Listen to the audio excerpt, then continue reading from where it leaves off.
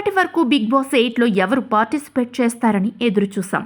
వేణుస్వామి, కుమారి aunty అంటూ రూమర్లు వినిపించినా చివరకు 14 మంది ఫైనల్ కావడం, వారు హౌస్లోకి వెళ్లడం జరిగింది. సహజంగా సోషల్ మీడియాలో ఎక్కువగా ట్రెండింగ్లో ఉన్నవారినే ఈ షోకి తీసుకుంటారు. ఈ సందర్భంగా ఇప్పుడు వారి రెమ్యూనరేషన్ ఎంతుంటుంది అనే ప్రశ్నలు ఎక్కువగా వినబడుతున్నాయి. ఈ నేపథ్యంలో వారి రెమ్యూనరేషన్ల వివరాలు ఒకసారి పరిశీలిద్దాం. ప్రతి వారం ఎలిమినేషన్ ఉంటుంది కాబట్టి వారు హౌస్లో ఉన్న వారాలకు తగ్గట్లే ఈ రెమ్యూనరేషన్లు డిసైడ్ అవుతాయి.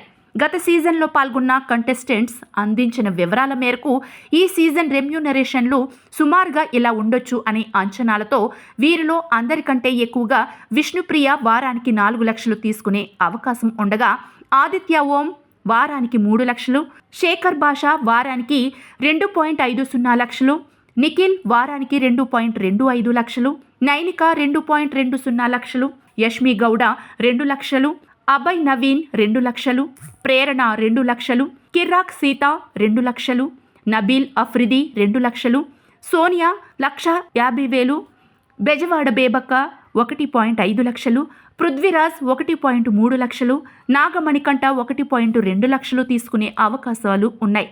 వీరందరూ హౌస్లో ఉండే సమయానికి తగ్గట్లు రెమ్యూనరేషన్లు పెరుగుతాయి.